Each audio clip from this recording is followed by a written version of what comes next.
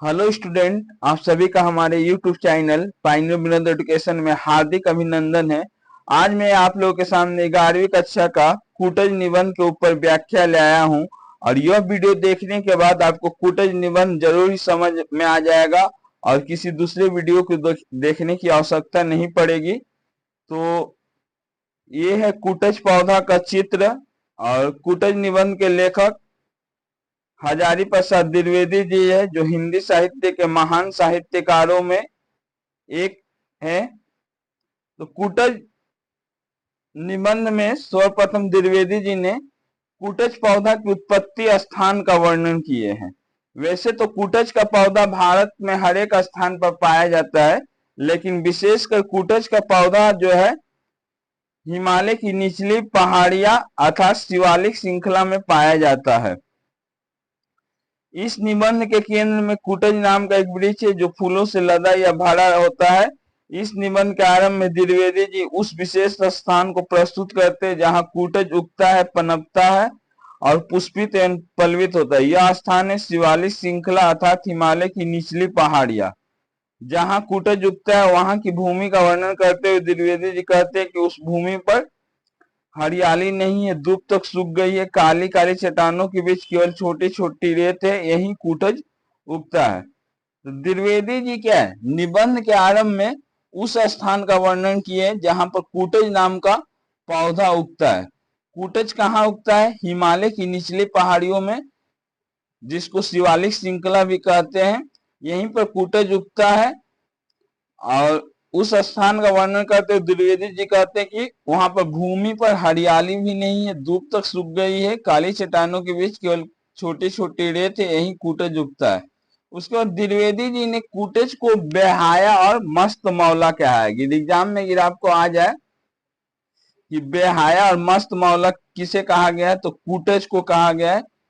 क्यों कहा गया है? तो कूटज का पौधा क्या है? गर्मी की भयंकर मार खाकर और भूख प्यास की निरंतर चोट सहकर भी जी रहे हैं। वे सिर्फ जी ही नहीं रहे, हंस भी रहे हैं। इसीलिए क्या है, कूटज को बेहाया या मस्त मौला कहा गया। कभी कभी जो लोग ऊपर से बेहाया दिखते हैं उनकी जड़ें काफी गहरी पेटी रहती है। यह पाषाण की छाती फाड़कर ना जाने किस गहराई से अपना यहाँ पर भोजन होगा, अपना भोजन खींच लेते हैं। तो कूटज को बेहाया या मस्त मौला कहा गया है क्योंकि कूटज का पौधा जहां पर उगता है वहां पर भयंकर गर्मी होती है और पानी का भी अभाव होता है। और ये क्या, पाषाण माने पत्थर का भी छाती फाड़कर जमीन के नीचे से पानी को खींच लेती है।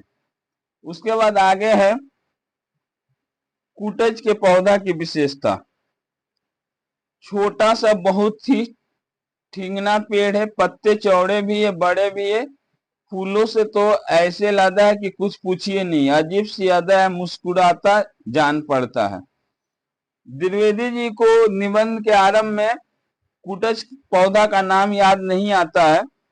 उसको द्विवेदी जी नाम बड़ा है या रूप, इसकी तुलना किए हैं। तो हजारी प्रसाद द्विवेदी जी को शुरू में कूटज का नाम नहीं याद आता है। हम इन्हें भले ही ना जानते हो, लेकिन यह अनादिकाल से हमें जानते। कूटज की इस पहचान के बाद द्विवेदी जी इसके नाम और रूप की व्याख्या और तुलना करते हैं। बड़ा कौन है, रूप है या नाम है? तो द्विवेदी जी के अनुसार नाम इसलिए बड़ा है, आपको एग्जाम में 2 नंबर या 3 नंबर का आ सकता है कि नाम और रूप में बड़ा कौन है। तो नाम इसलिए बड़ा होता है क्योंकि उसे सामाजिक स्वीकृति मिली है और नाम से ही क्या, किसी को पहचाना जाता है। रूप व्यक्ति सत्य है, नाम समाज सत्य है। उसको द्विवेदी जी ने निबंध में कूटज के पौधे को गाढ़े का साथी कहा है। गाढ़े का साथी क्यों कहा है? कूटज ऐसा साथी है जो कठिन दिनों में साथ रहा है। कालिदास ने अपनी रचना में जब रामगिरी पर्वत पर यक्ष को बादल से अनुरोध करने भेजा था तो वहां कूटज का पेड़ ही विद्यमान था। उस समय में कूटज के फूल ही उसके काम आए थे। ऐसे स्थान पर जहां तक धूप पनप नहीं पाता, यक्ष ने कूटज के फूल चढ़ाकर ही मेघ को प्रसन्न किया था, तो उसे गाढ़े का साथी कहा गया है। एग्जाम में गिरा है आपको, देखिए आपका 2 नंबर 3 नंबर, 5 नंबर। यह वीडियो देखने के बाद आपको सभी क्वेश्चंस गलत नहीं होगा एग्जाम में, इसलिए वीडियो को एक लाइक जरूर कीजिए। मेरा टारगेट है कि इस वीडियो को कम से कम 1000 लाइक मिले। वीडियो बनाने में बहुत ही मेहनत करना पड़ता है। देखिए, तो कूटज को गाढ़े का साथी क्यों कहा गया कि कालिदास जब गए थे रामगिरी पर्वत पर तो यश को बादलों से अनुरोध करने भेजा था, तो वहां पर उनको क्या है, कोई भी और पेड़ नहीं मिला था, सिर्फ कूटज का ही पौधा का फूल मिला था, इसलिए कूटज को गाढ़े के साथी कहा गया है। उसके बाद आगे चैप्टर में कूटज की तुलना इज्जत के संदर्भ में रहीम से की गई है। द्विवेदी जी ने कूटज की तुलना क्या, महाकवि रहीम से कि ये कूटज के ये सुंदर फूल बहुत बुरे तो नहीं है जो कालिदास के काम आए, उसे इज्जत मिलनी चाहिए। कूटज के पौधे को क्या इज्जत मिलनी चाहिए, लेकिन जितना मिलना चाहिए उतना मिला नहीं। आगे द्विवेदी जी कहते हैं, पर इज्जत तो नसीब की बात है, रहीम को मैं बड़े आदर के साथ स्मरण करता हूं। दरिया दिल आदमी थे, ये पाया सो लुटाया। ये सब लाइनिंग आपको दे सकता है एग्जाम में, लेकिन दुनिया मतलब से मतलब रस चूस लेती है, छिलका और गुठली फेंक देती है। सुना है रस चूस लेने के बाद रहीम को भी फेंक दिया गया था। उसके बाद ये भी इंपॉर्टेंट लाइनिंग है, एक बादशाह ने आदर के साथ बुलाया, दूसरे ने फेंक दिया। हुआ ही कहता है, इसमें रहीम का मोल घट नहीं जाता। इससे क्या है, महाकवि रहीम का जो है कीमत घट नहीं जाता। एक बादशाह ने आदर के साथ बुलाया, माने अकबर के समय क्या है, रहीम जी को बहुत ही आदर सम्मान मिला, लेकिन उसके पुत्र जहांगीर ने रहीम जी को जीवन का अंतिम समय में क्या है, राज दरबार से निकाल दिया था। रहीम दास जी खाने खाने को मोहताज थे। ऐसे महान कवि के साथ ऐसा व्यवहार नहीं होना चाहिए। लेकिन द्विवेदी जी कहते हैं कि जो भाग में लिखा हुआ है वही होता है, इज्जत तो नसीब की बात है।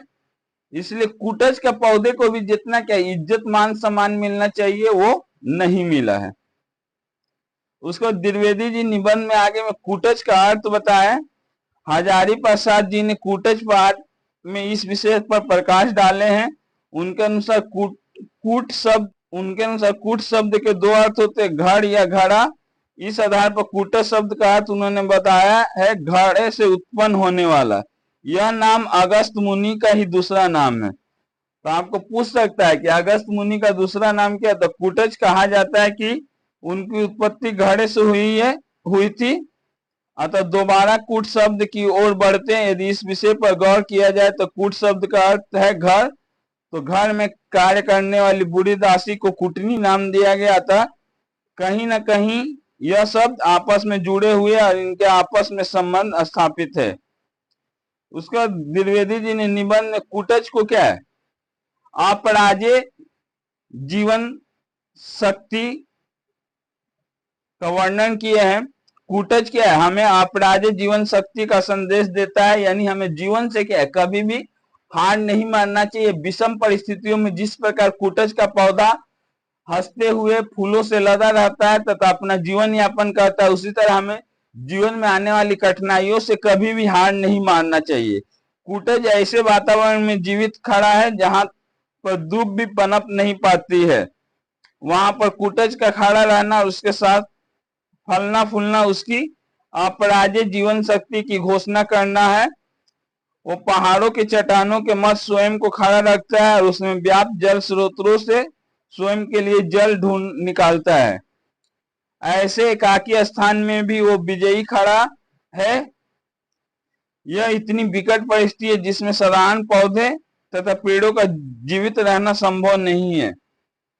उसकी यह जीवन शक्ति जो उसे अपराजेय बना देती है, अर्थात जीवन के प्रति उसकी ललक उसे कभी ना हारने वाला बना देती है। वो खराब मौसम की मार, पानी की कमी में भी अपने लिए राह बनाता है और हमें जीने की प्रेरणा देता है। कूटज क्या है, हमें विषम परिस्थितियों में भी जीने की प्रेरणा देता है। उसके बाद द्विवेदी जी ने कूटज को बसी और बैरागी का है। कूटज को बसी इसलिए कहा है कि कूटज का मन अपने बस में होता है। लेखक के अनुसार, लेखक द्विवेदी जी के अनुसार सुख और दुख मात्र मन के विकल्प है। यह भी बहुत इंपॉर्टेंट लाइनिंग है। विश्व में जिसने अपने मन को बस में कर लिया वही सुखी है, लेकिन जिसका मन पर बस है या जो मन के वशीभूत है वो दुखी है। माने जो व्यक्ति क्या अपने मन पर काबू रखता है वो क्या है, सुखी है, और जो जिस पर मन काबू रखता है वो व्यक्ति क्या है, दुखी है। क्योंकि परबस का अर्थ है खुशामत या जी हजूरी। कूटज इन मिथ्याचारों से पूर्ण रूप से मुक्त है। इनकी धारणा की लोगों को इनसे प्रेरणा लेनी चाहिए। उसके बाद द्विवेदी जी ने कूटज को बैरागी कहा है। क्यों कहा है कि कूटज राजा जनक की भांति संसार में रहकर और संपूर्ण सुखों को भोग कर भी उनसे मुक्त है, इसलिए कूटज को क्या है, द्विवेदी जी ने बैरागी कहा है। इसमें इस वीडियो को देखने के बाद आपको 2 मार्क्स, 3 मार्क्स, 5 मार्क्स इसका क्वेश्चन एग्जाम में गलत नहीं होगा। वो राजा जनक की भांति स्पष्ट घोषणा करते हैं, मन को जीतने के लिए आवश्यक है कि अपने स्वार्थ के लिए अपने मन को दूसरे के मन में ना फंसाया जाए। कूटज अपने मन पर सवारी करता है, मन को अपने पर सवार होने नहीं देता। मनसवी मित्र तुम धन हो। तो द्विवेदी जी ने कूटज निबंध में एक ऐसे पौधे का वर्णन किया है जो कि क्या विषम परिस्थितियों में उगता है, लेकिन उन विषम परिस्थितियों में भी क्या है वो जीवित रहता है। इतना ही नहीं, केवल जिंदा ही नहीं रहता बल्कि हमेशा हंसता मुस्कुराता रहता है, हमेशा फूलों से लदा और हरा भरा रहता है। इसलिए हमें भी जीवन में आने वाली कठिनाइयों से क्या है घबराना नहीं चाहिए, बल्कि उनका सामना करते हुए हमें जीवन में लगातार निरंतर आगे बढ़ते रहना चाहिए। यदि वीडियो आपको अच्छा लगे तो वीडियो को लाइक करें तथा ऐसे ही वीडियो को देखने के लिए हमारे चैनल को सब्सक्राइब करें।